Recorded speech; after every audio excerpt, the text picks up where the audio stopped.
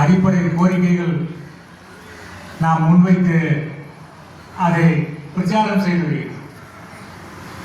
இப்போ நம்முடைய கோரிக்கைகளில் முக்கியமான கோரிக்கைகளில் தோழர்கள் பேசியிருக்காங்க. ஒன்று, தொழிலாளர்களுடைய ஓய்வு பெற்ற தொழிலாளர்களுடைய பணியில் உள்ள தொழிலாளர்களுடைய அடிப்படை விஷயங்கள். இரண்டாவது, இந்த பொது போக்குவரத்தை பாதுகாப்பது. ரெண்டுமே இதில் இணைஞ்சிருக்குது. பொது போக்குவரத்து இருந்தால்தான் தொழிலாளர்களுடைய வாழ்க்கையை பாதுகாக்க முடியும். பொதுத்துறை இருந்தால்தான் அவருக்கான சம்பளம், டிஏ, பென்ஷன்லாம் கிடைக்கும்.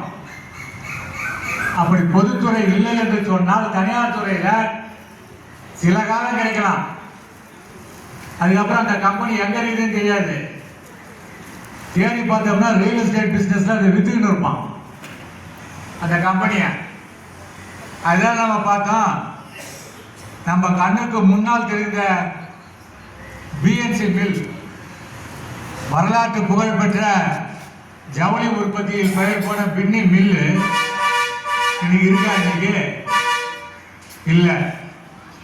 அதனுடைய இடங்கள் எல்லாம் ஒருத்தர் சொல்றார், பஸ்ல போகும்போது அதனுடைய இடங்கள் எல்லாம் கூறு கூறாக விற்கப்பட்டு அது ரியல் எஸ்டேட் பிசினஸாக மாற்றப்பட்டது. அதில் பணியாற்றிய ஒருவர் பேருந்தில் செல்லும் போது கூறினார், இங்க தாங்க நான் வேலை செஞ்சேன், இங்கிருந்து இந்த கருப்பு கலர்ல பஞ்சு இந்த மூளைக்கு வந்து நிற்பான், எல்லாம் இங்க சேர்த்து வைப்பான், எல்லாத்தையும் வித்துட்டான், இப்போ நான் கூலி வேலை செஞ்சு பழிச்சுட்டு இருக்கிறேன் அப்படின்னு சொல்றாரு.